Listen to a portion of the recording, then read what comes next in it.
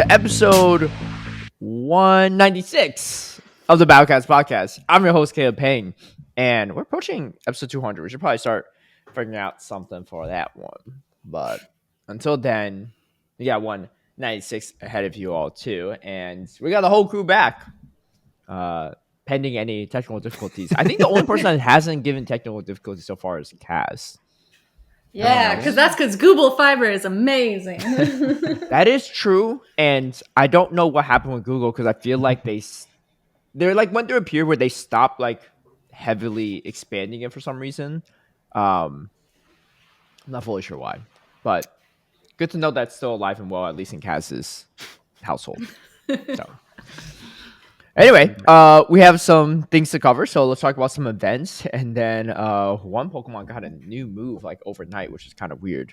Sneaky. I literally saw this like less than 12 hours ago because I saw Yonkers' X post about it, and I was like, huh? But I didn't watch this video yet. But anyway, glad that it wasn't just like clickbait; it was legit. Not saying that Yonkers clickbait. I'm just saying like you never know, right? Just like I'm not sure how exaggerated things can be on YouTube sometimes. I know because I do it too sometimes. Anyway, let's get into the events and other news first. First things first, there is kind of a Go Pass that they're trialing in a way. So it's an April 1, I believe. Or maybe it's not specific. Yeah, it's tied to April. Yeah. So thank you to everyone. And we're recording this on the April 1st, so it is this month. Thank you to everyone who joined us for Pokemon Go Tour Unova. Following the success of the Tour Pass, we're testing a brand new feature, the Go Pass, in select regions. So if you don't have it, that's okay. But my guess is Steve, I've got it. Do you have it? Josh might have it. Look, do you guys not? No. Oh, yeah, I do have it. No, I know how they test everything in your region first, right? Yeah. I mean, look. Whenever they say some regions, we know what they mean. Okay, they gotta give you all the early access to this stuff because they don't give you regular access to regular stuff half the time. So this is the makeup event essentially. I think it balances out. Yeah. I mean, it's just free items, I guess, and I don't think it's anything that good. We know who their guinea pigs are. Squeak. Okay, so it started today, the April 1st, Tuesday, 10 a.m. to. It's going to end on Tuesday, May 6th, 10 a.m. local time. It's going to be a Go Pass and a Go Pass Deluxe for April. So it's pretty much just like the Unova Tour. Yeah, hold it up to the camera if you can. It looks just like the Unova Tour Pass, actually. Oh, yeah. Yeah, it's all the same shenanigans. And there's a lucky trinket if you pay for it. There is? Yeah. So that means that theoretically there could be a chance that we get a lucky trinket every month if you pay for it. Yeah, I guess so. But yeah, if you pay for it. And how much does it cost? It costs, let's see. It's $12.99 Australian, which is, I don't know. I feel like usually in the US that's like the $7-ish range, somewhere in that ballpark. Obviously they're testing that as well, so pending changes. Yeah, because it doesn't actually say anywhere on here how much it will cost for the deluxe. Yeah, now that I'm scrolling.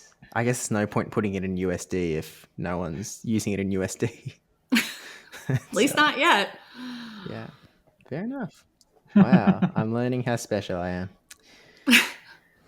You're always special to us, Josh. Aw.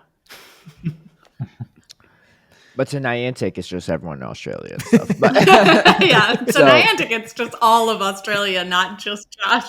I guess the Deluxe Pass says the most interesting thing is probably the Lucky Trinket. Everything else is stuff that we have acquired or have other ways of acquiring in the past. It says another Lucky Trinket is part of the section. Yeah, it says, Lucky Trinket will be the final reward. Did you see any other interesting looking rewards? Or I mean, like, I don't know what the Pokemon appears are, so maybe there's some spicy stuff in there, but it looks all pretty above. Like, there's a few Poffins and premium Battle Pass. There's some stuff in there. Oh, that's the premium one. I think the regular one is kind of uninteresting, but it's just free stuff. So yeah. Rare Candy XL. So the Lucky Trinket, just like the Go Tour, does have an expiration date. I know the Go Tour expired only in like a couple days or something, or a week or so after the tour. I can't remember exactly. I think it was a week. Yeah, it was about a week. But for this one, the Lucky Trinket expires on May 11th, which means that depending on when you get the thing too, that's about 3 days after the pass itself expires. And something I liked about the pass last time is that you had time to claim it even after it expired. So in case you forgot to claim it, you could do that, which was definitely a nice quality of life thing, because I hate when Niantic has these like limited time research and you have to claim it right away, right before it expires. Otherwise, like you don't get a chance to. But it's nice that once the actual, completion of that quest deadline is reached, you can still claim a couple days after. This also, maybe this is a hot take, a controversial take, I don't know. But I actually like that it expires, because if it doesn't expire, like in my opinion, the biggest balance between mobile games and any games with a lot of microtransactions versus not is there a sizable pay to win advantage, right? Because if there is, then that's when the game itself is just like not well made. And obviously, like if you spend a bunch of money on raids and all this stuff, you get all these resources in Pokemon Go. Yeah, there is an aspect where you get more resources than other people and you get ahead a little bit faster. But I'd say overall, Pokemon Go has always been, for the most part, fairly solid in terms of not being like, you could play the game for free and still like get a lot of the same rewards over time, right? And I think the fear I had if they have Lucky Trinkets every month is that you just stock up, I don't know, 10, 20 Lucky Trinkets, and the moment like the shiny, I don't know. I don't think Keldeo will ever hit raids. So let's just use an example. Shiny Keldeo hits raids or something.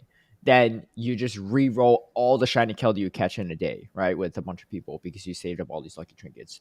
But having that expiration date makes it so that you can't really do that. I mean, technically speaking, you can stock up a bunch of lucky friends over time, but that's different though, because you still have to travel to meet them and stuff. Whereas with lucky trinkets, you could just keep trading with the same person like 10 times straight, right?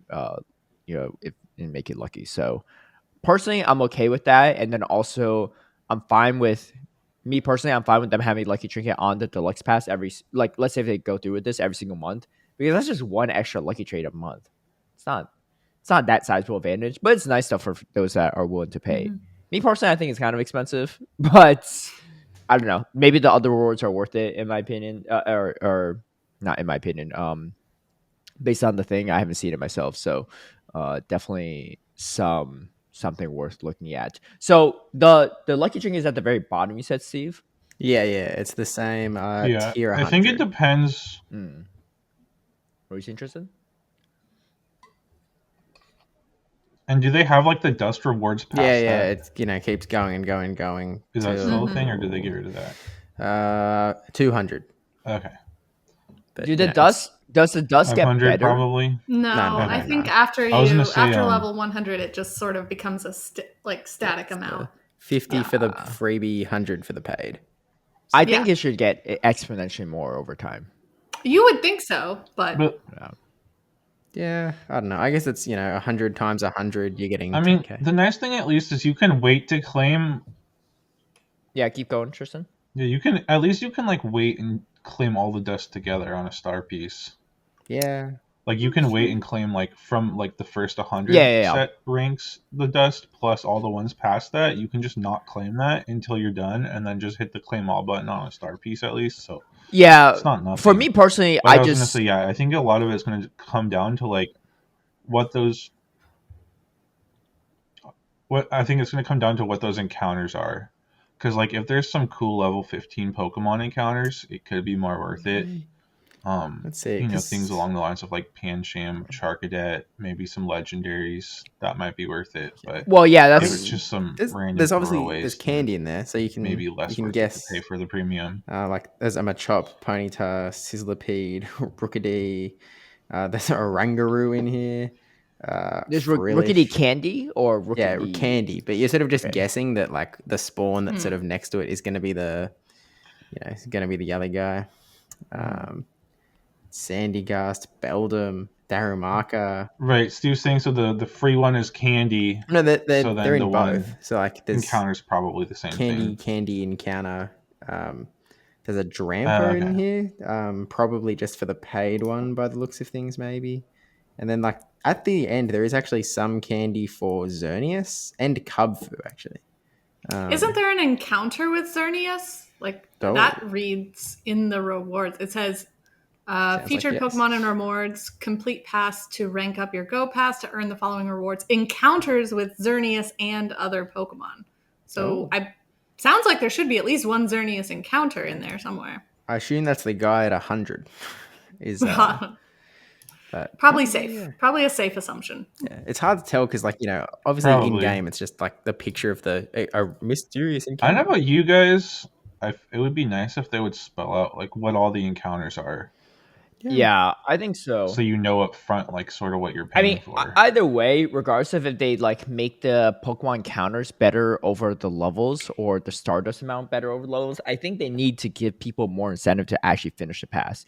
I didn't finish the Go Unova Tour pass because I was just like, dude, I'm just missing like what a couple hundred Stardust, right? Like in the final levels, like there's no incentive to grind. If the rewards get better and better, then there's more incentive to people grind. And if they don't want to, they don't have time to, whatever, right? But let's say it's like 100 dust, 200 dust, 300 dust, 400 dust, keeps going up. Even by 100 dust is still better than nothing, right? I think if you double it, that'd be even cooler too, or something, or make the encounters better and better. I mean, I know like Niantic's more newer to making these kind of, you know, battle pass kind of things, so I get it. But like standard to pretty much any other game I played, the pass tends to get better and better as you go along. You know, like you're working for that final reward. Like Lucky Trinket can be the final thing on it. I know there's going to be some people complaining about how like, oh, that's too much work for it. Dude, that's the whole point of a battle pass. Like, you don't have to do it, you know? But like it should incentivize people to want to complete it, is what I'm trying to say. You know, it's kind of like the old school community day tickets before they changed it, where it's like, oh, you have to catch a certain amount, like Chansey or something for Chansey community day. And I'm just like, well, I need to finish this now because if I don't know when the next time we see all these Chansey spawning in the wilds, right? So like, it's like one of those where like, I mean, that one's kind of a more tedious thing because the reward isn't that like great, but at least the final reward is usually like a Blissey or something, the final stage evolution. It's just something simple, right? Like like I feel like it's not that complicated of a concept. If you have a battle pass, just make the rewards get better over time so you incentivize people to complete it. I don't know. Is that crazy? Is that a crazy take? Mean, it's sort of like they could have just reasonably stopped it at 100. Like they could just cut off the rest of the pass, and like, you know, you would be satisfied because like, oh yeah, the end of the road is a good item, and we'd just have a little less dust. I guess I am in the camp of like, I don't get what the point is a little bit of all of the extra tiers. Like I understand. Well, exactly, but that's what I'm saying. Like if the extra tiers beyond that were like the final claim was 1,000,000 dust, oh, you get the extra point you get the point of why they have all these extra tiers, you know? Yeah. Right now it doesn't make any sense because it's just like, oh, here's like a cumulative of what, 5,000 dust? Like, and there are definitely players out there, like grinders out there that would like really work for those increased rewards, you know, like it'd be a point of pride for a lot of people. So like, I don't know. I kind of agree with you, Caleb. I feel like they just need to like up the incentive a little bit.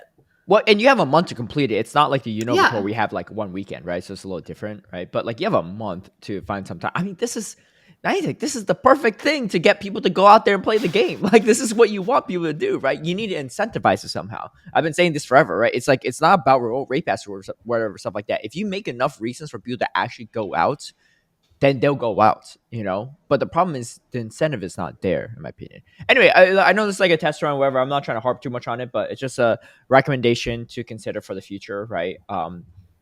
Like, again, like, I don't think it's too bad that they have the Lucky Trinket at level 100 or whatever on the Battle Pass, and then you can do more afterward. I think it's more so if you want people to actually do more after, you got to make the rewards good. Obviously, there's going to be people that complete it, and honestly, it's not that hard to complete. You just have to play the game, you know. But that's what Niantic wants, right? You want people to play the game, so make them want to play the game. Is what I'm trying to say.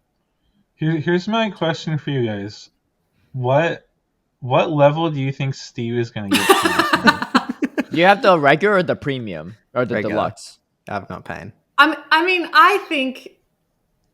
How many levels is there in total? I think he'll get to the 100.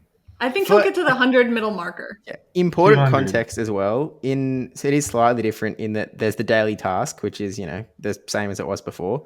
There are then weekly tasks in it's catch 75 Pokemon, make 20 great throws and such to get extra points. But it's clearly goofed because the daily task says, it ends in 18 hours.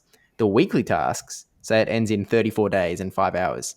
So they've botched it. So I think there's going to be more points than. I guess this is making up for the fact that you don't just catch infinite Pokemon and get points. I guess so. Oh, you can get up to 250 points a day by playing the game. I don't know. Maybe it's similar. Oh, so you're capped a day, like, okay. Yeah. Okay, so we're making a prediction on how far Steve makes it. I think Steve gets to maybe level 70. No, I believe in you, Steve. I think you'll make it to exactly halfway, level 100. 75. Thanks, guys. I'll get that Xerneas that I need so much. I think you'll get to 101. Oh, all right. Price is right. Got him. Well, Nailed it. We'll see. Tune in. Well, it ends in 34 days, so we have some time. I will say, I think Steve plays episode 200 reveal. I think Steve plays the game more than he lets on, because when if you're doing Dynamax stuff and stuff, you got more Dynamax things than me, and you have to go out and about and play and do all that stuff. So that is true, Steve. I do see you post a lot of Dynamax. Yeah. Rewards. Oh, that Chansey, I did one. I won and done it. Hey, you did one before I did. I will say that's that. true. I mean, you Same. were also you got access to it earlier, but that's what it is. All right, enough about that. We have a Tyrogue Hatch Day coming up, so that is a event on April 6th, Sunday, 2 p.m. to 5 p.m. These events are always kind of weird to me because you only got 3 hours to hatch it, right? So what if you don't have egg slots available in general, right? It's just kind of, I don't know, it feels kind of rushed, but luckily it's not something crazy rare or anything like that. And also with hatching, what if there's I know inclement weather? The last hatch day they gave an egg bonus starting on Friday. Is that right? Well, this one I don't think they have that. I don't know if that's a bonus this time or not, but yeah, I don't think it is. Yeah, the last time it started Friday, so you could in theory clear out your eggs. Oh, it is from Friday to Sunday. Oof, that's unfortunate. Yeah, it says it starts Friday 10 a.m. Friday, April 4th at 10 a.m. Yeah. So yes, you are correct. They are doing that again. Oh, okay, yeah. Okay, got you. Yeah, but the actual specific day is 2 p.m. to 5 p.m. So actually, that is well thought out. Then I'll give Niantic that credit. Event bonus is 2 times candy from hatching eggs. You'll increase your chance of hatching out shiny Tyrogue, and the increased chance of receiving 2-kilometer eggs from spinning Pokestops. Why not just do 100% chance? Why even do a chance, right? If it's just 3 hours. Just make it 3 hours so they're all 2-kilometer eggs. What's the harm in that? Right. People want to just play and hatch Tyrogue, and you're giving them 10-kilometer eggs once every 10 eggs. Why troll them like that? No one's gonna complain. It's just 3 hours, in my opinion. I shouldn't say no one's gonna complain. People are gonna complain, but I know that's the worst experience. You get a 10K egg that you have to hatch to get more room for something else. It takes forever to get there. Yeah, and the thing is yeah, I don't know.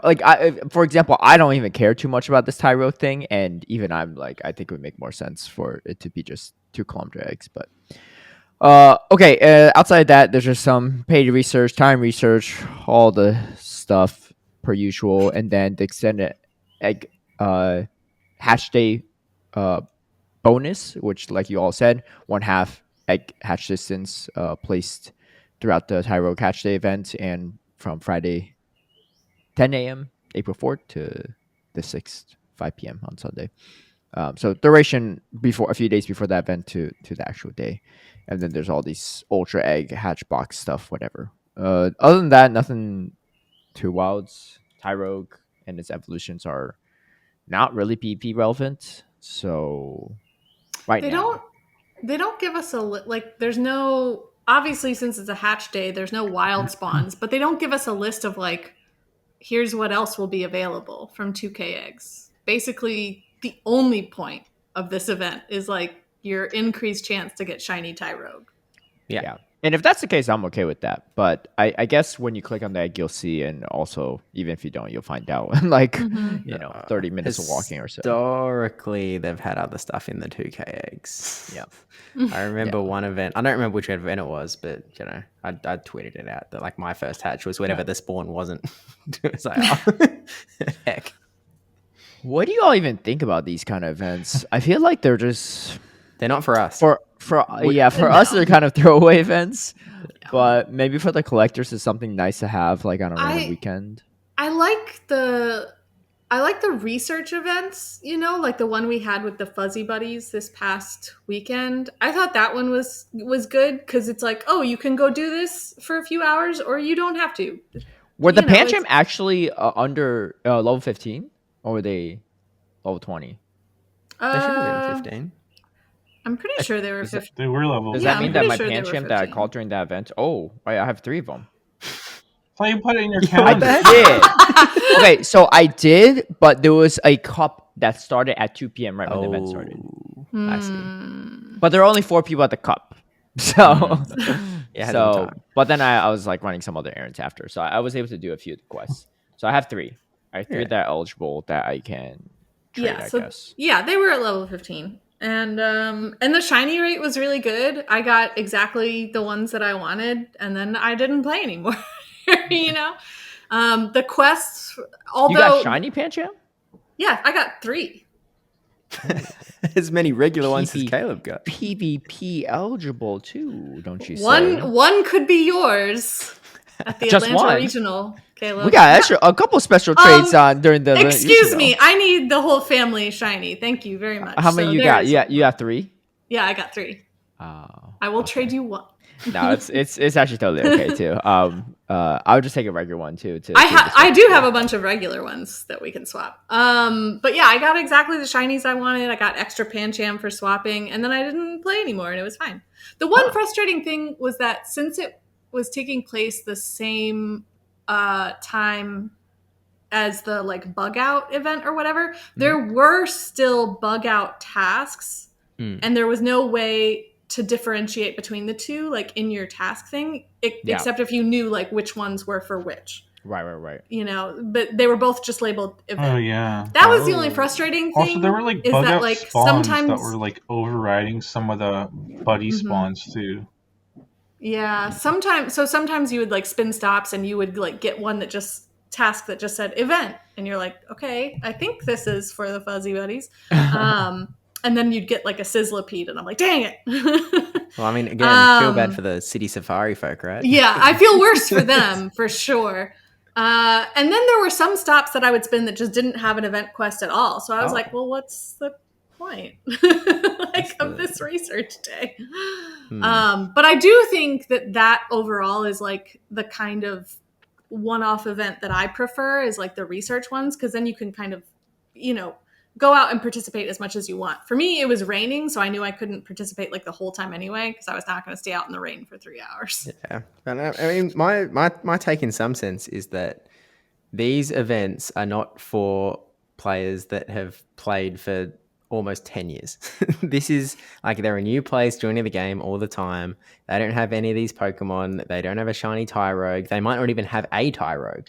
And so, like, these events are really for those sorts of players where, you can't just cater for people that have everything. Like every time, they release some event where like the main shiny is one that already exists, you'll see hordes of people on Twitter complaining about like, just re-releasing this shiny recycled content, yada, yada, yada. And it's like, I mean, what, are they never going to put that shiny back out there for new players to get ever? Like, what do you want?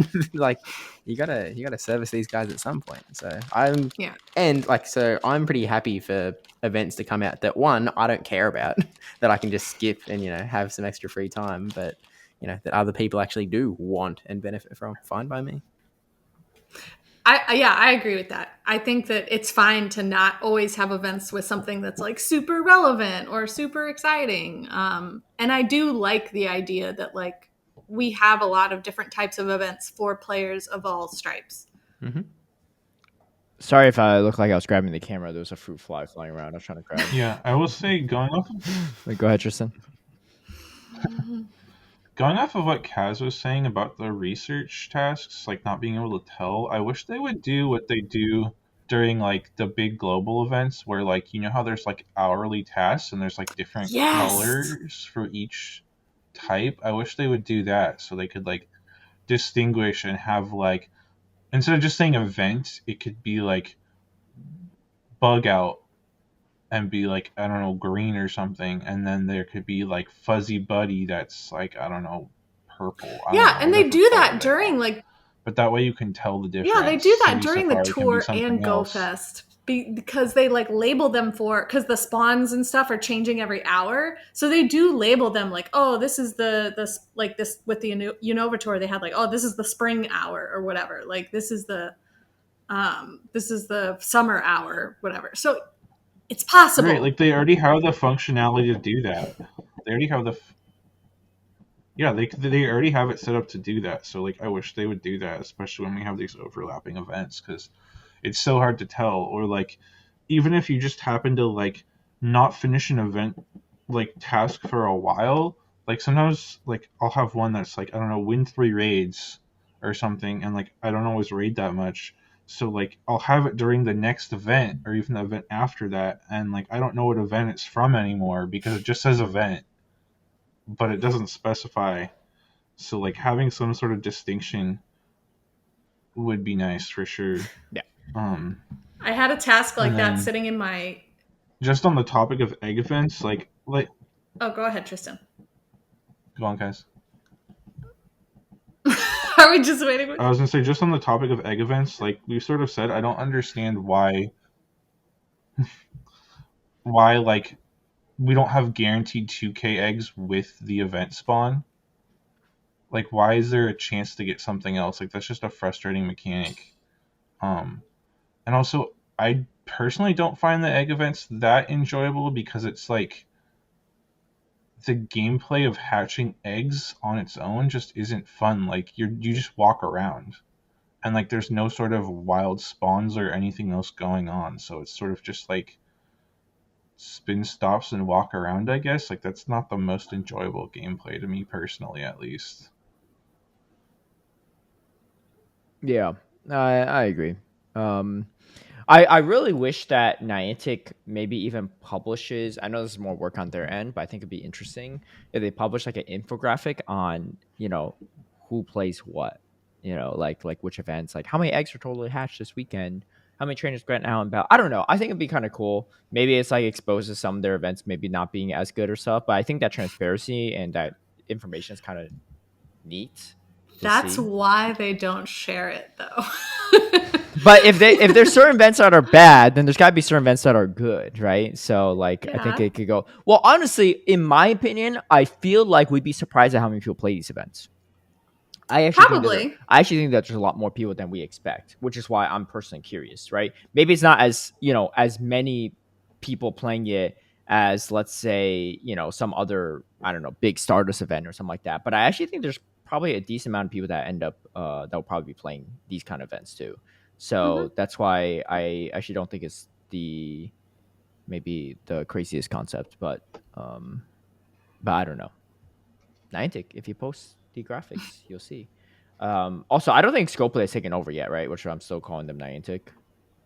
Yeah, I think it's still like in process. Well, yeah, because when I was roasting them about the whole Absol Brutal Swing thing, someone commented underneath, be like, "Oh, yeah, the game until the game itself tells me differently." Genius. Yeah, but someone was roasting me about it and be like, don't be mean to Scopely people. They did nothing. I was like, I don't know what you're talking. I'm not trying to be mean, first off, and second, like, I'm not trying to be mean, but also the thing is, we're just I'm just providing feedback on the game, and also, I don't know when the date is. You're like, oh, the takeover's not happening until like after GoFest. I was like, can you link me where it says that? It's like, I haven't seen it. It's like, oh, I don't have any like source on that. It's just like what I heard. I was like, coming in real hot here for no reason. I don't know why, but that being said, yes, it's either way. It's the same staff for the most part, I think. Trust me, my friend's uncle works for Nintendo. The thing is, they don't have a friend that has an uncle that works for Nintendo, which was the crazier part. So all that audacity for what is what I'm asking. Anyway, we got other events. We're talking too much about Tiger Hash Day, which I did not expect to happen, but here we are. All right, we have a spring event, spring into spring event. It's literally called spring into spring. Okay, very, very clever, I guess. There's a graphic of a Remoraid in the water and then some grass Pokemon. But Wednesday, April 9th to Monday, April 14th, 2 times lucky egg duration, 2 times candy from hatching eggs, increased chance to encounter shiny Remoraid and shiny fletchling. 1/2 egg hatch distance when eggs are placed in incubators during this event, which is kind of interesting because that's like right after the Tyrogue Hatch Day. So I mean, I don't mind, right? I'm okay with egg hatching distance being cut in half, like, constantly. But it's just interesting, I guess. We do have Pokemon debut, though. This could be interesting. I don't know. Flowering Pokemon Gossifleur and its evolution Eldegoss will make their Pokemon Go debut. What's the PvP relevance for this? Steve, you've been muted for a second, by the way, so... That's probably been a while. yeah. Because when you show Niantic in the camera, I didn't. I definitely said something then. Well, anyway, yeah, it's a pure grass type, so it's unlikely to be huge. I would guess, maybe. Well, it's already in PvPoke at least, so we have that going for us. And PvPoke, the level for it's fairly Eldegoss bulky. is 29. It's got about the same bulk as Superior.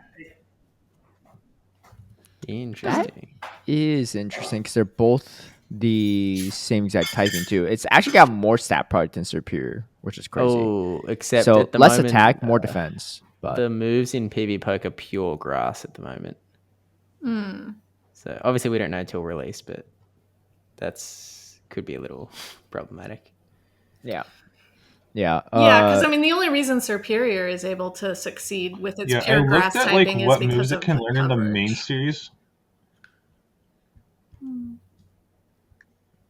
Go ahead. Right, I looked at what it can learn in the main series games, and it doesn't have a lot of variety. Most of its moves are like grass type or a couple normal type moves, maybe, and a lot of moves that aren't even in Go yet. So, like, unfortunately, it doesn't have a lot of room. Probably the best coverage move it could get is Weather Ball, like Weather Ball Fire, maybe. Hey, you can learn Charm.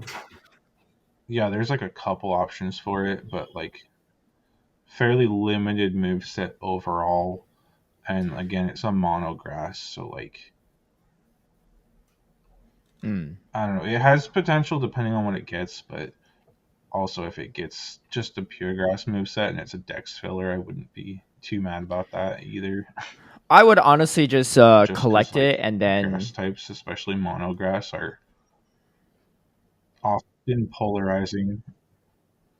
Yeah, I think I would honestly just get a good one anyway, or just catch a decent amount if you can, because this looks like one of those Pokemon that, like, in the right circumstance down the road, it gets a buff and it becomes meta relevant overnight.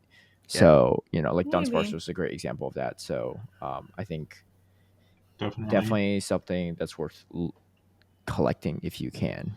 Okay, but yeah, speaking of the rest of events, though, there are certain things that are appearing more in the wild. Gossifleur, obviously. But then on the 9th to the 10th, it's Marrow, Lotad, Ducklet, Jupiter, Lapras if you're lucky. Which actually the Lapras is fine because that's a lot of people need it for a PP. 11th to the 12th, Vulpix, Ponyta, Numel, Litleo, Hisuian, Growlithe if you're lucky. And then 13th to 14th, Oddish, Hoppip, Roselia, Cherubi, and then Alolan Executor if you're lucky. Alolan Executor is great for the dust. Lapras is great for PvP stuff, and then Hisuian, Growlithe is useful for nothing. But eggs is and then it's the rest. Cute. It's cute. It's pretty useless. I've never seen one in PvP. Put it that way. I think I've seen exactly one. I've never seen it before, and I've seen a lot of weird stuff in PvP. In fact, I saw a Machop in PvP the other day. People aren't even using Hisuian Growlithe or its evolution to tank Elo. So you know it's bad. Anyway. Other than that, yeah, there's regular paid ticket stuff. Nothing too crazy. You can read up on that if you're curious. So it could be a slightly interesting event. I mean, I think it's more exciting than some of the other stuff we've seen. I do think the Lapras coming into spawns was nice, and then Gosport not being locked behind like raids or research is nice too. So you can actually get some good IV ones for PvP purposes. It's interesting that they're swapping spawns like every day during this event. Well, every 2 days. Water, then fire, then grass. Oh yeah, every 2 days. Yeah. I was just looking at the date number.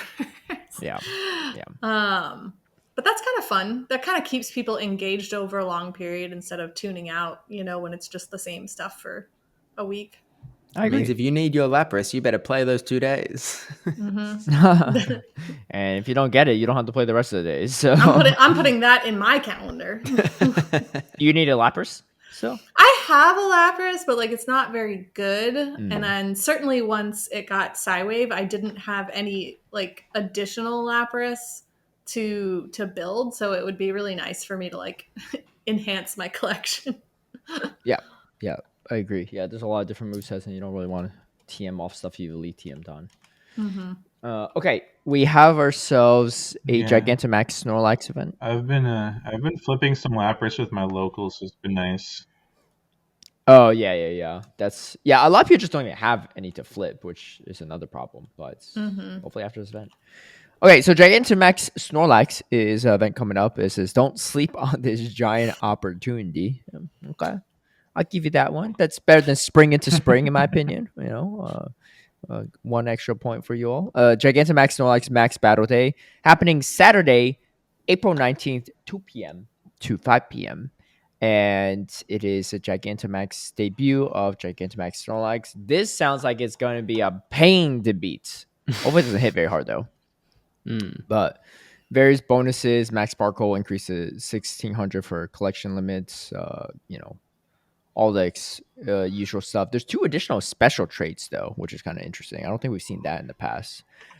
Also, following bonuses will be active from the 19th, 2 p.m. to 5 p.m. 2 times max sparkle from exploring, 1/2 all the other max sparkle stuff. You all can read into that. And then there's time research that gives you a Dynamax Machop. That's kind of cool. We haven't had Gigantamax Machop yet, right? Or Machamp yet? No. Okay, but that's something that's supposedly coming this season because we saw it in the seasonal banner. It's too bad it didn't come before this one, but maybe that makes Gigantamax Snorlax too easy to do. And we wouldn't want that, would we? We would not want that. God forbid that people get access to. Sucks to be in small communities. Gigantamax, I think, is like a little bit more reasonable, but Dynamax was brutal, right? I don't know. We didn't really talk about this, but I tried doing Dynamax Raikou, and that thing was hard to beat because, well, I probably was holding us back a bit because, I wasn't really carrying my weight because I didn't have anything powered up for it. I just had a bunch of Excadrill that got one shot from Wild Charge, which was crazy. I was like, this is double resistant. I'm getting one shot. What's going on? The thing I dislike the most about Dynamax and Gigantamax is the dodge thing doesn't work. Yeah. Like 99% of the time. How is it that it works in gyms, but it doesn't work? I mean, maybe it's like a different coding and stuff. This is a skill issue. You need to time it different than in... Send me your clips, all right? Screen record your stuff. Yeah. I know. PvP Steve, make us a video. You're a content creator, right? Make a video on how to dodge in Gigantamax, right? I look forward to seeing it. Who am I? Caleb Peng? I'm not going to make Dynamax content. Hey, I don't know. Where there's content, there's a way. I feel like it's Steve's motto. Oh yeah. Anyway, yeah. If it was like, your life depended on Caleb, you what dodging. level is your Excadrill? Like 15? whatever the level is when you catch What it. level is your Exeter? Like level whatever 15? level it is you catch it at. I never powered it up once. So the answer is yes. Well, that's the problem. Dude, it's double resistant wild charge, man. It's still one-shotting. Like, what's the point? From a Dynamax Raikou, you monster. Dynamax, though, not Gigantamax, right? I So know, but still, it's a legendary On like a level Pokemon. 15, try powering it up. I got one. I did get one. And then the other ones I kept failing. But the good part is you don't lose your particles, at least, your max particles when you fail. Yeah. So I was failing nonstop. But yeah, okay. But it is a pain with this stuff, like to work so hard, like with some of this Dynamax, Gigantamax stuff, and then like not catch it. Yeah, that's true. I know Debbie Pebble. We did like Lapras Gigantamax Day a little bit because we had a cup in after Perth, and like, you know, we got the one done, and she just didn't catch it, and it's like, well, too bad, I guess. Like you miss out, even though you got all these people together to beat this really difficult raid. Too bad. Nice try. Better luck next time. GG's. Kind of lame. Yeah, but usually only going to do like. I do. It's even harder because the guy in your lobby is using a level 15 Excadrill.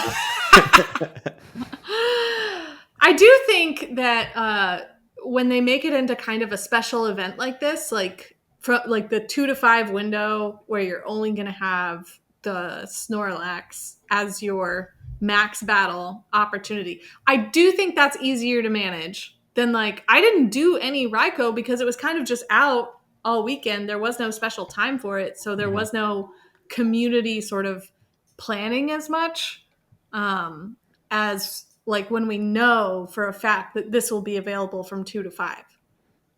Yeah. So I think I'll be able to do this one. Like is what I'm saying. Yeah. I believe.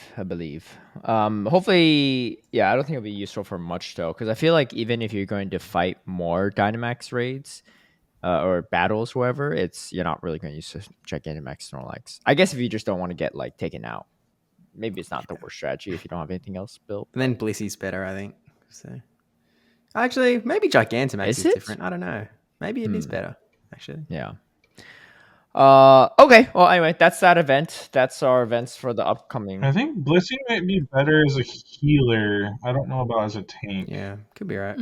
But from what I've seen from people, like videos, it seems like the optimal strategy is to run like 2 bulky things to just soak up damage and charge up your meter, and then you switch to like 1 attacker to deal damage, and then you swap out to the bulky thing. Yeah. Again. So having those tanks like a Blissey or Snorlax isn't always the worst idea, depending on the boss. Okay, that's our events for this week. We got ourselves Kaz's Corner. Woo! We are so back. Wait, is this the one where we do something because it's April Fool's Day, so we each come up with one? I think that might have been your original plan, but I think that no one did that. So No. So what I was going to say is we all look up something right now because otherwise we don't want to research through it. We pick one and then we describe it. And okay, how about this? How do we do this? If anyone gets it, then you don't get a point. But if no one gets it, you get a point. Keep it nice and simple. How about that? So you're saying the person who is asking the question. Yeah. If no one answers their question correctly, they get a point towards their Kaz's Corner, right? Yes. Maybe they're just really bad at making questions. Well, it can't be too confusing. Don't be too like confusing about it. Yeah, like. But if one person gets it right, then you get no points. You get no points. Okay. I feel like this would be better if we prepare it in advance. Well, no, because that's the thing we talked about before. We don't want to be able to read through the entire Pokédex, right, and find something we want to do. I'd say like you just shot in the dark. You pick one random Pokemon that we haven't covered yet, because otherwise, like you'll have to read through the Pokédex, and if you do that, then you're going to spoil it, like the other future actual Kaz's Corner questions. I do kind of agree with you, Caleb, but like I think I pointed out to you guys last time, that's kind of risky because sometimes the Pokédex can be just like it sucks. Oh, really, I know. Really so if if it's really obvious, then like too bad. So then before you don't even get a point. start looking, if we want to do this, I think before anybody starts looking at anything, you each just go around. You each pick a Pokemon. Yes. Yeah. You pick a Pokemon, and then Well, yeah, but what? Well, yeah, we're going to pick one, but we're not going to say what we're picking, right? So, like, what do you? No, because you got to make sure. Caleb, are you imagining that we're guessing what the Pokemon is? No. Yeah, you're not guessing what the Pokemon is. I'm just saying, let's just you just say which Pokemon you're going to ask the question about, like, right now. That way. Wait, what? Then what are we guessing? It's just like Kaz's Corner, but we're asking a question. I thought that's what you were saying. Based on their Pokedex entry. Yeah. But we individually. Let's do this another time. Oh no! I think it's really simple. I don't think it's that complicated. Me, I think Steve, and Tristan each pick one Pokemon individually out of the Pokedex, and we create a Kaz's Corner question and ask the rest of you all, and then the other three guess, and if no one guesses it right out of the three, then you get a point. And then if anyone guesses, you don't get a point. And if all three guess it right, then you should lose a point because that's too obvious a question. I think that's fair, right? If all three guess it, then like something you did not even try, right? All right, let's go. Who's going first? Is it you, Caleb? I got. You know what? I got one. You know what? I got one because you know what? I'm just random shot in the dark Pokemon, and it is what it is. Okay, so I got the info. Okay. Now he has to think. He has to construct. Yeah, now you have to formulate a question. Well, can I just ask like the question on the Pokedex thing? Like there's a question in the entries? That's the... Let's do this another time because I just realized the difficulty here. Do you see? It's not easy. Yeah. I just realized now because I was thinking about this is what I was thinking about Kaz's Corner the wrong way, right? I was thinking because usually like we had to guess the Pokemon, but then I realized no, Kaz comes up with the Pokemon and then we guess something about it. Yes, exactly. Yeah. That's what both Steve and I were trying to point out to you. Yeah, I know. I was a little joke's on you all. It's April Fool's. Anyway, Kaz's Corner, regular Kaz's Corner. Joke's on you guys. It's a regular Kaz's Corner today. Yeah. The irony was me being like, guys, it's so simple, right? We're just starting along for 5 minutes. And you all just like, oh, okay. How about you start it off, Caleb? Like, that's why I just went ahead and I was like, you know what? Just let him go. Like you all watch it. Let's wait till he realizes what he's doing. We'll get there eventually. All right, regular Kaz's Corner time. Let's hear it. Okay. So since we've been talking so much about how relevant Azumarill will always be, today we're actually going to ask the question about its pre-evolution Marill. Okay. How does Marill help itself stay afloat while it's eating in the water? Okay. This is one of those times. You can Google a picture. Ask the question one more time. So Marill, the pre-evolution for Azumarill, how does it help itself stay afloat while it is eating in the water? Look, this is one of the times that it feels like there's an obvious answer. And in the past, I've been like, nah, I'm not going to pick the obvious answer. I'm going to go for something different because the obvious answer is too obvious. And then no one guesses the obvious answer and it's correct. So I am guessing the obvious answer. With all this pretext, you better be getting this right is all I'm saying. Because otherwise, like none of it made any sense. But there's, I will tell you that there is a substance involved, and it's not water. I see. So the question is, how does Marill stay afloat while it's eating in the water? Yes. I'm ready. I have a funny answer, but there's no way it's going to be that. Just vibes, bro. Uses magic powers. Hey, it's April Fool's. Just go for it. True. I gave you a pretty big caveat there. It's like there is a substance that is involved, and it doesn't involve its like magical water powers. The substance is peanut butter, guys. That would be very cute, but very messy. It's got magic properties of its own. Tell you what, Kaz, obviously I was going to go straight for Whale Lord for the Kaz's Corner. I was like, obviously. Not only do I think that this is going to have something in the Pokedex that like he's actually going to have a question about, but I never got to it though. So Pokedex remains unspoiled for now. How you guys going? They're thinking really hard. Yeah. Well, look, I'm just. Wait, say the question again. How does Marill Say the question help again. itself stay afloat while it is eating in the water? While it is eating in the water. What does it eat? You know, the Pokedex doesn't say. Why does it just eat on land then at that point? And I'll talk about like an interesting sort of theory, like animal theory I have, like once we get our answers out there. There might be parallels. I'm locked in because I was originally going to ask a question about Azumarill itself, but then reading the Pokedex entry for Azumarill made me question some things I thought I knew. So so we'll discuss it. I'm ready. Where you at, Tristan? You said it's a substance? Yes, there is a substance involved that does not involve its like magical water powers. I'm gonna Google what does Marill eat. Well, Google AI overview tells me that it feeds on aquatic plants and small fish that grow in riverbeds. Oh yeah, it says Bulbapedia comes up. It likes eating plants that grow in riverbeds. There you go. You learn something new.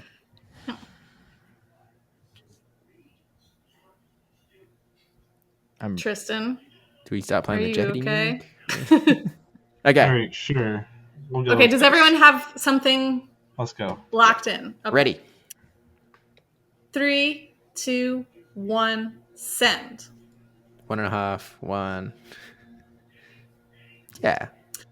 Okay. So Obvious Steve, answer. Josh says tail is filled with air to float. Tristan says it makes an air bubble. Caleb says its tail is buoyant, so it keeps afloat while it hugs its tail. Steve and Caleb are the closest to being right, but it doesn't actually involve air. I didn't say air in mine. I didn't say air in mine because I wasn't sure what the material was. I said the tail is buoyant. Yeah. You didn't say any substance. Were we supposed to list out the substance? Well, I would.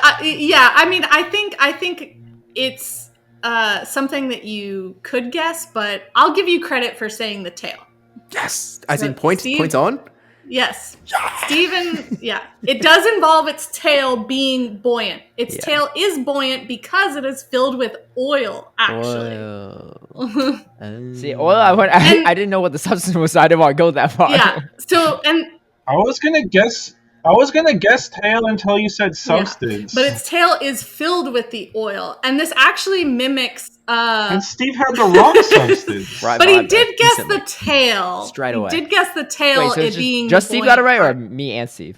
I think both you and Caleb, or both Steve and Caleb. Me and points. Caleb? That's double points for me. So...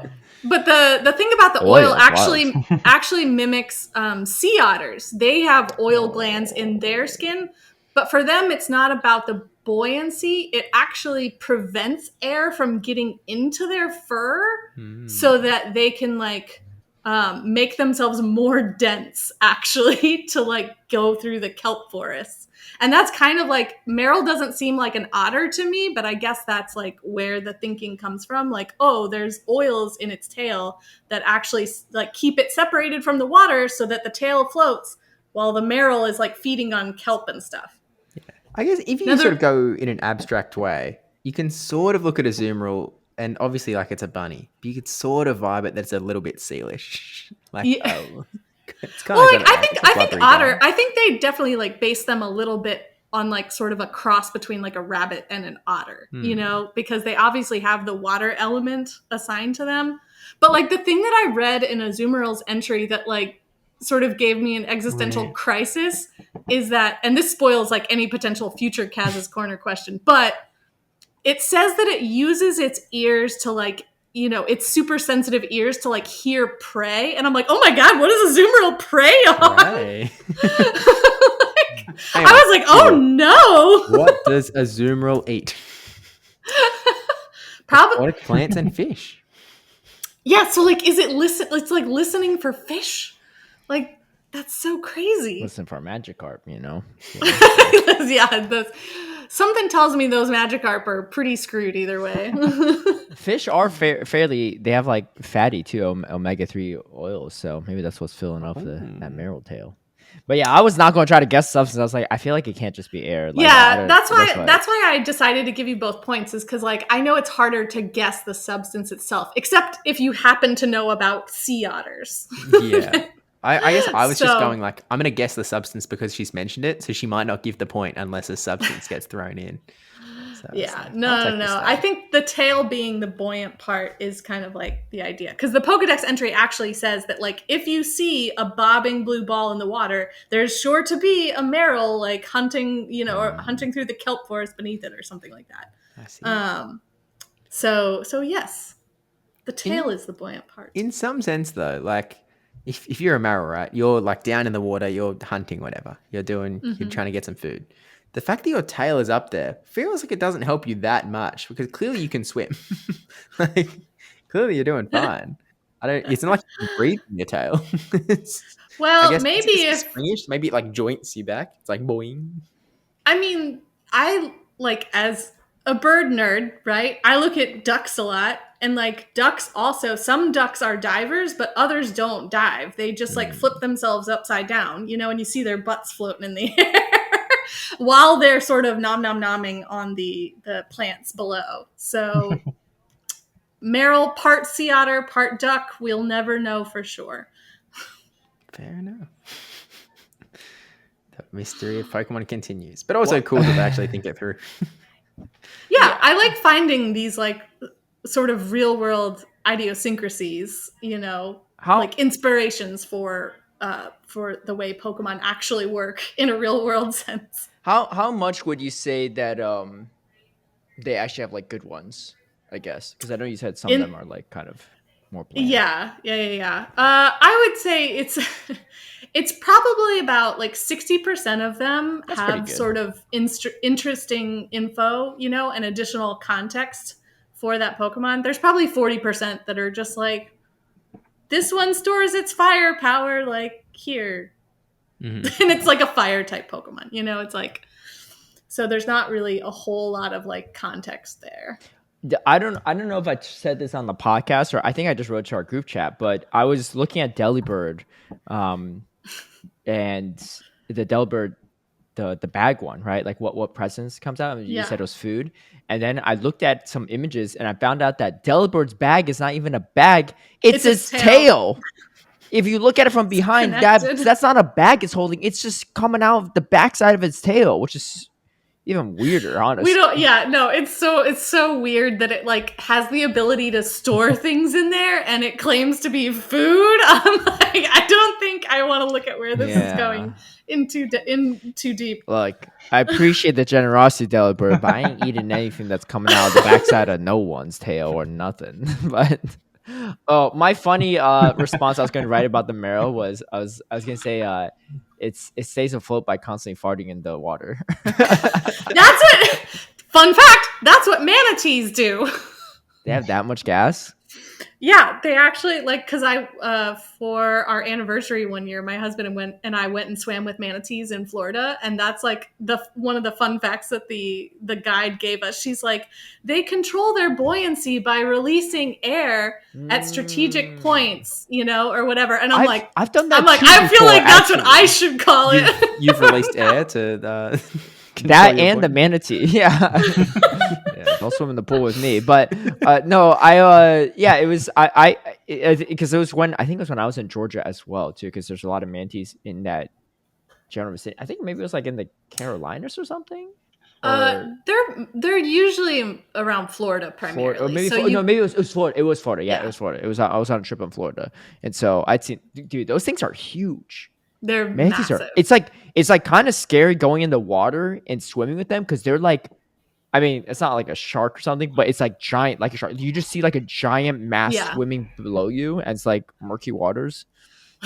They told us one of the things they told us is because like they're an endangered species, so like you're not allowed to interact with them, in the wild. So they have all this big speech that they give you about like not to touch them or whatever, and if they come near you, like if they touch you, like that's okay, but you're like not supposed to be an active participant in this exchange. So like at one point I was just getting off the back of the boat, like, and most of the other people in the group, including my husband, were like off on the other side, and like there was 5 manatees that just like swam like right in front of my face, and I was just like floating there like this, like, don't interact with the manatees. But I told them all hi as they swam by. I was like, hello, hi, I love you, hi. Yeah, it's I saw 2 in like we're in like a boat, I guess, going through the river that they're in, and 2 of them were. That's what I say is they were probably breeding, and the water was thrashing a lot. I was like, whoa, like that's like. I do not want to get anywhere near that. Like that, like it literally looks dangerous to go by because they're just so big, right? And there's so much mass and they can't see you because they're like practically blind. yeah. So, they don't like, give. They don't care who's around, right? You better watch out. Those if it's private for them, it is good enough, I think. But okay, anyway, that was Kaz's Corner. The score is now 8. Me and Tristan 6. Josh. I'm catching up, guys. I'm catching up. Just You wait are. up. It's becoming a real competition. So when we do this thing that Caleb has planned, like it's a real buku chance for points, you guys. Well, what we should do is also, I think next week we should do the jingle. This is long overdue. We have time to prep, right? We have 1 week in I advance. came up with one, and now I feel like I've forgotten it. Well, you got a week to remember it, right? So I think the plan is we record ourselves doing a jingle, nothing more than like 15 seconds, I would say, right? Probably shorter than 15 seconds. And then we'll play it, right? We'll play it, and then we'll vote on, I don't know what we do. Do we vote on which one we think is the best one? I think we have to let our listeners decide. Okay, we can do that. Yeah. But to find, we'll just put like the timestamp of it. Are you my actual cat is looking to eat some plants. I wasn't fully sure if you're making sounds towards your cat or your husband, but it could go either way, really. I think based on the vantage point, I figured it was your cat because you're looking more upward towards like looks like he was sitting on a shelf.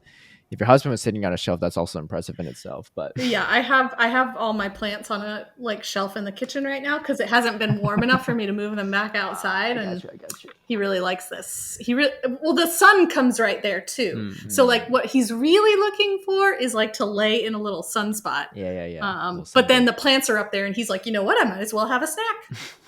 Come on, mittens. Right. I do have my plants on my balcony for that reason though, because I know my cats would just tear them apart. Okay, Go Battle League. This is an interesting one. So Thievel and Nickets, which were recently released, like 2 weeks ago or so, they randomly just got Sucker Punch. Yeah. How did people even find out about this? That's a great. Actually, well, I assume they must have. I lost to Fraggin' Wagon last night in GBL, and he was running Thievel. And at Sucker Punch, but honestly, I wasn't. You think I knew the moveset on this thing? No, like there's no way. So I had no idea. I was just losing to him on it. But I was just like, I don't know what this thing's throwing, but I feel like it's going to hit pretty hard. Yeah. Oh wait, it was data mining. Definitely how. Okay, gotcha. Well, either way, so Niantic just randomly gave a Sucker Punch overnight for some reason. That's the only way anyone knew. Oh, yeah. Okay, gotcha. And yeah, because no one was sitting there TMing their Thievel. So right? Initially, they gave it Sucker Punch and removed Quick Attack. And then they like added Quick Attack back in like an hour or two later. I don't really know what they were doing there. And it's just weird because like they didn't like announce it or anything. So like literally unless you were following data mines or talking to someone who had seen it, like you wouldn't have known it even got this new move. Yeah. Which like is kind of funky. I'm not a huge fan of that. Like at least make a blog post or post on X or in-game announcement or something. I don't know. Maybe that's a little much for just 2 Pokemon getting a new move, but it's just weird to not announce it at all and have the only way people learn about it via data mines or data mine adjacent discussion. Like, that's just kind of funky. Yeah. So it's available now. Like, it's available in-game right now for Unitium. Okay. Does that make it in any way better or better? relevant? Yes, absolutely. Good? Hey, I lost one last night. Okay, so what was it running? What was Sucker Punch, Night Slash, Obviously. and then I didn't even see the second move, but yeah. Okay. It was into my Shadow Kanto Marowak lead. I think it's Dazzling Gleam or something like that. Play rough. Let's go. Play rough. Okay. That's actually not a bad combination, but Play rough. Okay, it's very usable, but it's kind of squishy though. I think. Yeah. Dude, probably has more play in niche cups. This Great League meta is all over the place. It's better than it was, but it's not amazing. Yeah. Anyway, it's a good season for us not to be doing the legend bet. That's all I'm gonna say. Yeah. Oh my god. I was like on the leaderboards, and then I just like was not. It's been so wild. Like, I was up in the 2300s for a really long time, and I was like, oh yeah, okay. And then it's just all of a sudden nothing works anymore. And now I can't even seem to get out of the 2100s. Jeezy, crazy. Yeah, man, ranked 14's tough. Jokes, I don't think I'm up to that yet. I like how you announce it as a joke. I'm at like 17, I think. It's yeah. Anyway. That's pretty much that for Go Battle League. Nothing else too crazy. We have Master League Premier. Actual Master League Premier, not the mega like now Premier all of a sudden. And then we have Great League Open for this week. So, and then we have Spring Cup next week. Which I'm looking forward to. I do much better in like the limited meta. Yeah. I'm ready to spring into spring. That's all I'm saying. Okay, we have Championship Series. We had Brisbane, and we have none other than one of our co-hosts was also a fellow caster at the event. So I'll let you take it away. Break it down, Kaz. Brisbane Regional this weekend. It was the first time that we hit the cap for... Actually, that's not true. That's not true at all. We did hit it one time. It's the first time that Brisbane hit the cap of 64 is what we get. So I think even because of no-shows and stuff in both this tournament and other tournaments, this is the biggest Oceanic Regional that we've ever had, with 59 sort of active players, I guess. So... again, we're hitting the cap, so we can't really grow past that, I guess, unless we replace the no-shows. Nice. But still cool that we're we are growing, which it was pretty slow. It was, I think we talked about it like a week ago. We're still at like, high 40s maybe, hit the 50. And then it just like, in the last couple of days, it rocketed up to 64. So no one is taking the advice of quick registering to these tournaments is the bottom line. So people are going to learn some tough lessons, especially when we go into the next one. But it was a one-day event, which, they could run it. It was a pretty big day. Like, I think the stream went for 9.5 hours, something like that. So it was a big stream, but Miss Mystic is the GOAT, was running production on her end. Couldn't do it without her. But it was a pretty smooth tournament for the most part. Obviously, the big question, I think, was Might and Mastery season. Like, this is the sort of third week of it in the Championship Series. We had the India qualifiers, then we had Stockholm, and now Brisbane. And the meta looked pretty similar to Stockholm, to be honest with you. Like, it looked like a lot of the same Pokemon were succeeding. There was more Lapras that was sort of running around and succeeding. Annihilate usage increased after Nickname won with it in Stockholm, which I guess makes some sense. And it also pairs up pretty nicely with the increase in Lapras.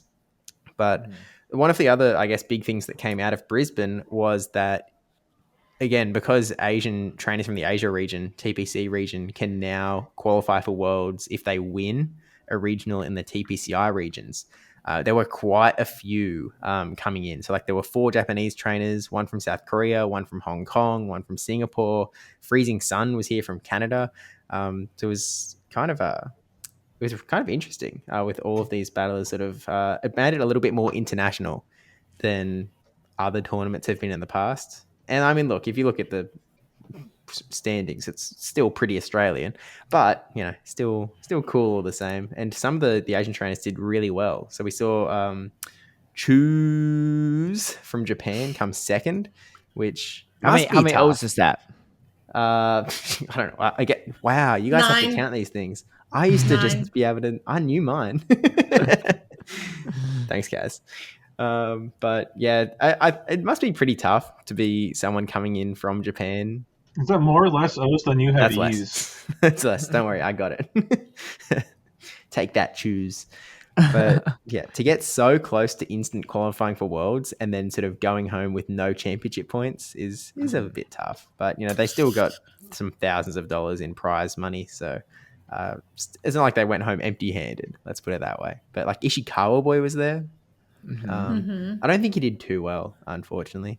I think he got they all got tough draws, to be honest, because like also the quirk about Oceanic regionals and Asian battlers competing is obviously they're unseeded. So like, they don't have championship points. Right. So they're at the bottom of seeding. And when you've got a sort of perfect seeding bracket where you've got like a 64 cap and then you've got a bunch of unseeded Asian players, having good seeding, like if you're like someone like Rick Flairian or someone, you're actually at a disadvantage because you're going to round one, you're going to get hit with one of these unseeded, like cracked Japanese players. And it's like, oh, heck. So it's kind of bad for both the Japanese guys and for the good Oceanic guys. So you kind of want to be in the middle a little bit, to be honest. But I don't know, it was cool, and we saw a lot of big names usually succeed. Mikey Morgs, Rick Flairion, Valiant Vish. But the big winner was a brand new one, someone that hasn't won before, Godzilla, who's he's a Frenchman that's living in Brisbane. Okay. But he won. Has he competed in past? Yeah, he's competed in quite a few. I think he's done like decent in the past. He hasn't like had a breakout performance before now. He came top 12 in Perth. He came top 12 in Melbourne last year. It's like, nothing to scream home about. But he really broke through this time with a like mostly meta. We've got Azumarill, Chargebug, Guzzlord, Malamar, Swalot, and Talonflame. So nothing ridiculous. Although I think it was kind of the only Chargebug that was up there. You say that, but like Swalot still seems crazy to me. The fact that it became meta like overnight. Oh yeah, I kept saying this on the broadcast, but Swalot is sick as. I love that it's meta. I was having this convo with a guy in the airport in Newcastle Airport, and like this TCG guy, I was wearing a Pokemon shirt, so he came up to me and was like, "Oh, what deck are you running?" And I'm like, I'm a Go guy," which initially he thought meant that I was a Golden Go TCG deck runner. But then eventually we got to like, oh, Pokemon Go, right? But I was just explaining, like, he was like, yeah, what does the meta look like? And I was like, Swalot. He was like, huh? Sorry. Come again? A little different. Hey, they had a freaking Murkrow be meta relevant for VGC in one tournament. True. So, I mean, they should not really be that surprised. And they had like a Clefairy relevant in 2022, I remember, at this one tournament. Yeah. I'm looking at Godzillama's tournament history. 2024 Melbourne got 9th place. Only person he lost to was actually Anacor twice, and that was that. So it might have been just like bad matchup there, or just or Anacor might have just played well, and then got 9th in Perth last year too. This site is really funky for some reason. I don't know why it's not like when I press C games, it's not fully loading. Come on, Anacor, get us together. All right, and then lost to They Love Jai and then Zetar. Both are really good battlers too. So I think just kind of on the cusp of winning it all too, and big congrats though to Godzilla. What's that name mean? Is it like a play on Godzilla? That's kind of a guess. I'm not actually sure past that, but he did go in a crack. Like he went 2-0. Sorry for a slight technical difficulty. I'm not sure where it cut off there. But you know how I was saying how Kaz has been the one that's never had an issue. My computer just wanted to prove that it could be a bad boy too. Yeah. Google Fiber, man. I was just hyping you up. I was just hyping you up. No, you pumped that stock, now it's dumping. It's all done. But anyway, so yeah, to wrap things up too, because we had to wrap up this episode soon as well. Were there any other key moments, Steve? I guess two things maybe. One is that the grand finals were actually like really, really good battles. Like if you watch any of the stream, go back and watch the grand finals because they are actually they were kind of cracked. It was kind of some crazy calls. It was insanely close.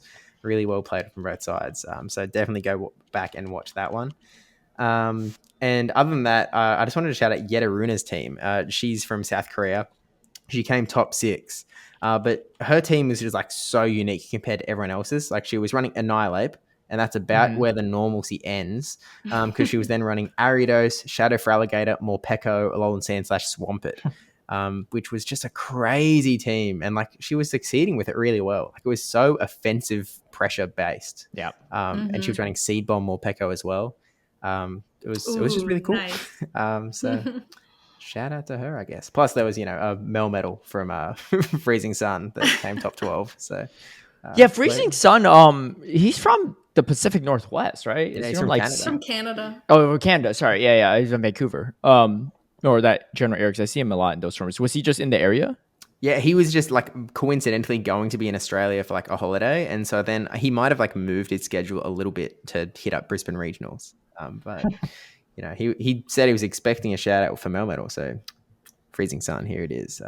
But he also said he's been running it since like EUIC. So when he said that when I uploaded that video with Melmetal from the India qualifiers, he was like, "Oh heck, you're exposing my strat." What the heck? But it's funny. But yeah, really good tournament. Shout out to all the staff and the other casts as well.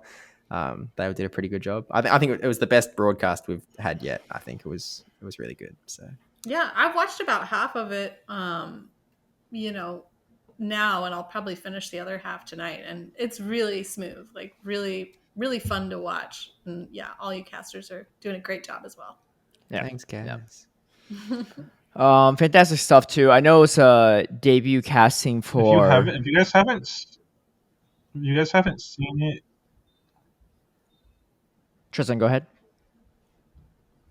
If you guys haven't seen it, check out the video Steve made of like the progression of the meta over time. Yeah. Oh yeah, that was such a fun graphic. Cool. Yeah, that was pretty dope. I know Speedy posted it on X. Yeah. And been encouraging Steve to maybe upload it to YouTube as well, so people can. Okay, I might upload it today, easily, but we'll see. But yeah, it's a dope one. It's pretty cool.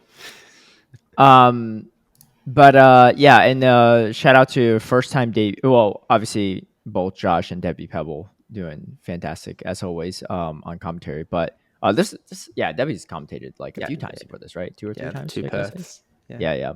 That would make sense. But hey, it came out to Brisbane for this one. And then for 2 Fish on the Heater, Michael G. D. Augustino. Oh no, I've never said his full name like that before. So I never said it out loud. I just call him Fish on Heater. But anyway, his casting debut, or on like a actual official tournament. I think he's casted a lot of Grassroots tournaments in the past. Yeah. I know with Kaz too, because I've actually like looked at his reel before and saw Kaz there a few times. And then Ryan O'Hara, who just stepped in last second. What's his username again? Stumpy 2517. Oh yeah, Stumpy. Yeah. Runner up of Brisbane like 2 years back. Yes, last year, actually. Yeah. I like remember his like username, but then I'm just looking at the graphic and it has his full name. I'm just like confusing myself now. But fantastic job and just stepping in there. I love the fit too. This is on top. Aussie on the bottom. Oh yeah, shorts and thongs, or flip flops, I should say, for the Americans out there. But it was pretty sick fit. But yeah, he did step in like really last minute, and I think he did really well with it. So, and obviously, Fish and a Heater, he's well established as well. I do think he's one of the best casters in the Oceanic region. So, happy to sort of see him take the stab as well. So, I admittedly I haven't seen a lot of their casting because I was busy all day. Like if I wasn't on the desk, I was going between Discord and like everything the entire time. When I watch it back, and the bits that I've seen were pretty good. So I always enjoy casting with Fish like over on the Gym Breakers circuit. Just very, very knowledgeable, very fun to chat with as well. Yeah. Anyway, that being said, great work on the event. And I know you talked about how a lot of the reason why they have to cap the player numbers for Go is because it's on the Saturday where they also need a lot of tables for VG and TCG. And I remember reading your conversation with someone, I can't remember who, but they're saying, oh, why don't you just push it to Sunday because there's less tables needed for VG and TCG because their day 2 is obviously way smaller than day 1. And I think you said you're pushing for that too. Is there any potential for them to like shift that for future regionals for Australia, just I don't know. so that they can actually like bump up? Because like you guys cap pretty much every one of these tournaments, right? At least well, we're going to from now on. From now on, yeah, maybe yeah, not yeah. Perth, to be honest with you. Perth might not cap, but at least East Coast tournaments. Yeah, you can't let that one go, huh? But I mean, to be fair, like if they're not capping, they're not capping. Like I'm not saying like you're roasting Perth per se. Exactly. You're just doing both. I'm just telling facts. But East Coast tournaments are going to keep capping, and like the other like tournaments are capping as well. It's just they sort of pointed out like, look, if we want to expand the number of total slots across all games, like you have to sort of buy another unit from the venue, right? Like from the convention center, and so it's actually quite a large expansion. It's not like we're going to add an extra 50 people. It's like I think you have to add it sort of by the hundreds for total. Which, to be fair, I would guess that they would still be able to sell it out. But I guess they want to be really confident that they don't have all of this room and not use it. But they're not going to give us slots from the other games. That's not going to happen. So if we want to expand from 64, we would need a lot more space, a lot more investment, I guess, from TPCI/ESL. But it would make a lot of sense if we move to a Sunday. If we're doing one-day tournaments, it would make sense to do it on Sunday, which is what happened it happens in Latin America all the time, in that they'll have a smaller venue. TCG and VG will do their day 1 on the Saturday, and then they'll do their day 2s on Sunday, and Go sort of takes up a bunch of the new tables that have been freed up. But I don't know. I might suggest it, I guess, and we'll see if they're at all interested in it. I don't know how far along ESL's planning of the event is. I mean, it's in 6 weeks, roughly. So it might be too soon, but I don't know. Maybe the 2026 season. We'll see. Yeah. Okay. Well, I think having that has registration opened yet or no? Yeah. You can register for Melbourne. Yeah. Okay. Yeah. So I mean, it looks like there is just a growing increase, I guess, and it was really cool to see a lot of people from Asia like head over to compete there, and hopefully that could be some type of tradition in the future. I would really hope that there is just a more standardized qualification system, but I know that TBC does run the qualifications for APAC for a reason, and I don't think there's like an easy solution, because unless they would have to host like multiple regionals in their areas too, right? And so it gets like really complicated. I don't know what the solution is, and maybe that's why, and maybe there is no easy solution, so that might be why it's still continuing as it is. But either way, big congrats to Godzilla and then Choose for. Wait, did any Kiwis come over for this one or no? I actually don't think so. I think a lot of them stayed home this time around. I can't think of one that was there. Interesting. And it's top 10 in Australia, right? Yeah, top 10 championship leaderboard, qualify for Worlds. So plus the possibly 3, right? Yeah. So we're up to 2. So we've at least locked 2 in. But I was like, it's Japan took 3rd at Perth and 2nd at Brisbane. I don't like that trend line. That's we'll see how Melbourne goes. Maybe. Yeah. Like, obviously, I'd love for more. I mean, Japan, to be honest with you, is like, I think Japan is going to have more people than Oceania at Worlds. So they don't need our invites. They can stay home. They can get plenty of prize money, though. So I'll be rooting for the Oceania. Jumathy. Yeah, he's a local of mine. Well, local-ish. He lives in Sydney, but he's like kind of absolutely local of yours. He plays at my locals. Okay. Fair. I mean, I guess like Australia is very big in terms of like, yeah, he's not on the other side of the desert, right? Yeah, exactly. But he's like, this season he has dramatically like risen up. Like he's become I mean, I was looking at his bracket because I was mostly looking at how They Love Jai did, because I know he's like definitely one of the best players in Australia, and he got taken out by Jumathy.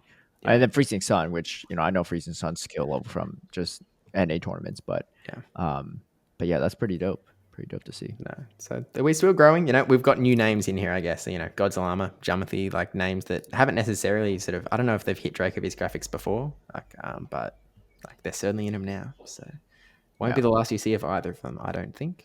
But hey, no, we'll see. All right. Well, I think that pretty much wraps it up for us. Thanks all for tuning in, and happy April for everyone. And until then, we'll catch you all next time. I know we didn't have a chance to cover T-Topic, but nothing too crazy on T-Topic side, and we'll just cover the YouTube comments next week because we're running a little bit low on time today. But that being said, any final words from everyone? Atlanta's only 2 weeks away. yes. I've RSVP'd for the various social dinners, and hopefully I can make it. And hopefully I still got a spot in Kaz's car. You do. I made sure. Appreciate it. All right. We'll catch you all next week. Have a good one. Peace.